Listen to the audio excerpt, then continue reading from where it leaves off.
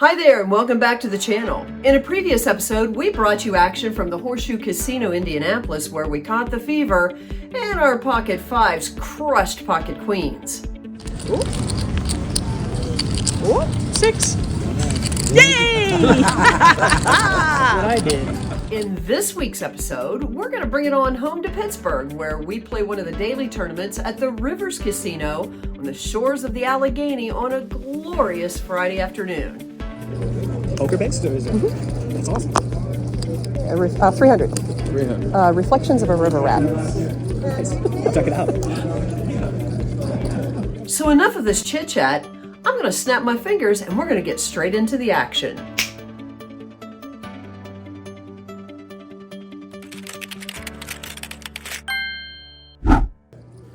In this first hand, we're chatting it up a bit with our neighbor as he asked about what I was watching on my phone. And when I explained it was our YouTube channel, he became intrigued. And I raised his big blind, holding on to Jack 9 offsuit, raised it up to 300. Both the middle position players call and both blinds fold. Then as I take another look at my so-so hand, I'm still chatting it up with my neighbor about the YouTube requirements, and we see the dealer delivers an almost perfect flop. King of diamonds and the 2 red jacks. I check, as do both the middle position players, much to my chagrin. And then the turn comes the 2 of hearts, which left 2 flush draws out there. So I toss out a bet of 500. Both players insta-fold, and I scoop in the pot. Easy game. Several orbits go by with not a whole heck of a lot for me to play. I'm either out of position with those okie dokie hands, or I have those sort of starters. You know, the flop comes down, you can't really play anything. Then I find 5-6 offsuit in the small blind, and I notice that the undergun player kind of likes what he sees. He then tosses in the call, and folds go around to the cutoff, who, well, limps in as well, in position. Now, I'm really not sure what he's up to, because I think if he really had a hand, he'd probably want to raise here. So maybe it might be shenanigans. We'll see. We go 4 ways to the flop of 7 of diamonds, 10 of spades, ace of clubs. We all check over to the cutoff, who then leads out for 600. I make the fold as if I'm an origami master, and so does the big blind. Back over to under the gun +1, who makes the call. The turn comes, it's a 3 of diamonds. Now, our under the gun +1 player, he checks for a second time, opening the lane for our cutoff to lead out for 1200. Well, with that bet, he takes down the pot and flashes pocket aces, and then he says he wished he got those a little bit later on in the tournament. Don't we all, sir? Don't we all? For this hand, blinds have gone up to 100-200 with a $100 ante, and we see one limper in early position hop in for 200, and I look down at ace-6 of spades.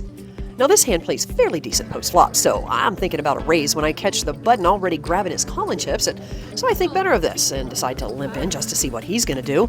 He limps as well as both the blinds. The dealer brings us a flop of ace-7 deuce 2 spades. Everyone checks over to me, and I decide to make a reasonable bet of 500 with my nut flush draw. Now, it's way too early in the game to get too overly aggressive, so I'm hoping for either one caller or none at all. The button doesn't disappoint. In fact, he min-clicks to 1,000, which I suspect is a maneuver he's used to discourage any type of drawing hands to come on in.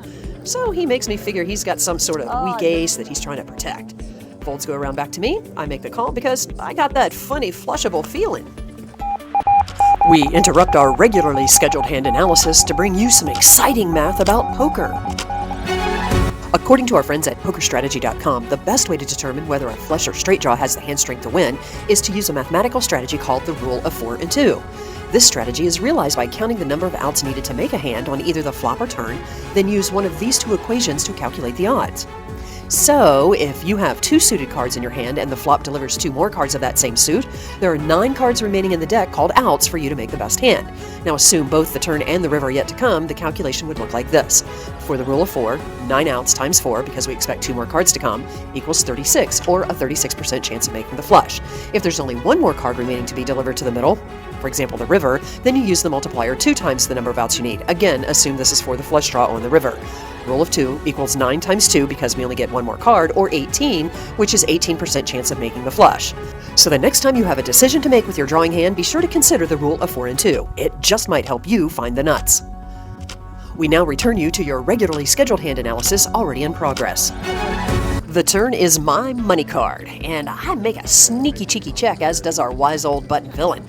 Now, I can't be sure, as I haven't played at the Rivers for quite some time now, mostly because we've been traveling and playing at other spots for the past few months, so it's really not clear to me if this guy is new at the game or just overly excited with his play. And because I have this hand all sewn up, when this face card hits the river, I decide to lead out for a tiny size bet of 1,200. Well, he snap calls and quickly tables his ace-jack of diamonds. Then we all see his regret as I confidently table my turn nut flush. Shortly after that hand, I find a couple of baby-suited connectors, and I decide that maybe Daniel Negreanu's right. Limpin' is pimpin'. So I follow the herd, and this hand's starting to feel a little more like a 1-3 game. We get limps all around from the small blind, big blind, me, cutoff, and the button. We're going 5 ways to an actionless flop of ace-jack 5 rainbow. We all decide to check, and the dealer brings a turn that slightly improves my hand. It's the 6 of hearts. The small blind then decides to lead out for 200. I make the okie dokie call, and I hope to hit that 18%er, as does the cutoff. Both blinds release, and we're off to a river. That comes in as the ace of diamonds. Now with this turn, I gotta think that at least one of these two villains has an ace up their sleeve, so it's no surprise that both the small blind and I go check check, but not the cutoff. Clearly he loves that river as he wagers a $700 bet, and we make an easy fold. In this hand, I'm in late position when I look down at Jack 6 of clubs. We go 5 ways to the flop of 9-5-7 rainbow. The small blind and I check over to the hijack, who brings in for 700. The cutoff small blind and I all call 7 with my gut shot and possible backdoor flush. Only the button folds. We're now 4 ways to the turn. The board pairs, and I've got nothing going on, so I check knowing that I'm going to fold my hand like a cheap suit should anyone even breathe a bet. The river comes an inconsequential deuce of spades. Now, I kind of expected the small blind to lead out here, as he's been quite active and likes to spew out questions to the group, trying to get everyone to reveal their holdings. Now, this might work in other tournaments, but not at this table with this group of older gentlemen.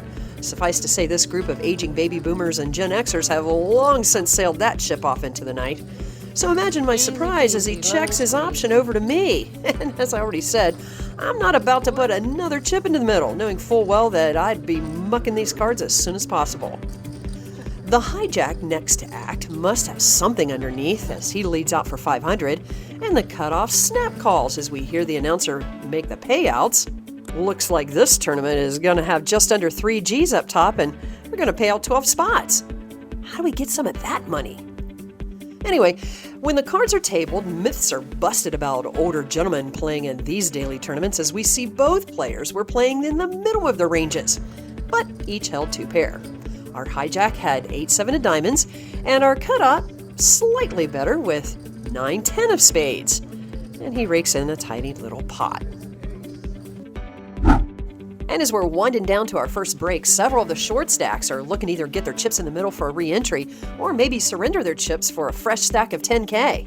And I suspect that that's what's happening in this hand, because there's not a lot in the pot when the low jack decided to shove his entire 2100 in the middle, and folds go around back to me in the small blind. I see king queen suited. And I know that only the big blind and one other player are still in the hand, and they'd not raised to this point, so I wanted to isolate. I go all in, and the big blind and under the gun players both fold. And when he tabled his hand, I see he made his move with king 3 offsuit. And you know, I failed as a film artist. I was only able to capture a picture of the turn, but I am happy to report that the board ran out clean for my suited Broadway holdings, and I was able to add a few more chips to my stack with just under 3K for the win.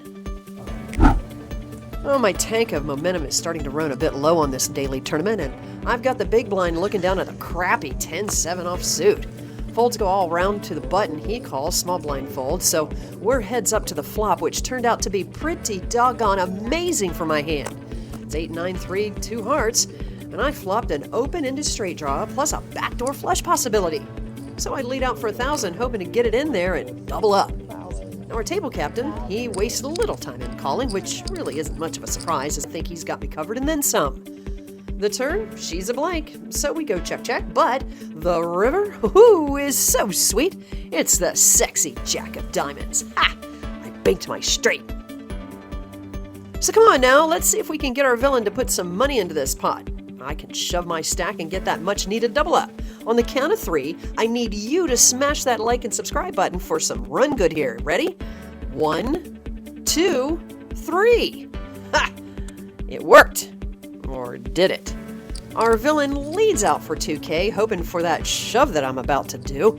So I give a performance like I was figure skating across the Allegheny River, but then fell into thin ice as our villain tabled a better hand. He hit the queen high straight. That's right, my poker pals. Our villain called me down with his gut shot, and I'm sadly gone. That'll do it for this week's episode, and I hope you enjoyed both games as much as we did. And coming up next week, we're headed out to the Black Hills of South Dakota to see one of our country's most beloved national parks. We hope to find some gold in them thar hills, or maybe just a game in Deadwood. We'll see.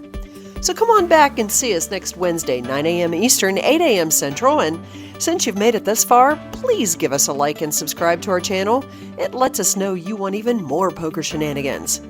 Until next time, play smart, play with heart, and always have fun. This is Marty, and you've been watching Reflections of a River Rat.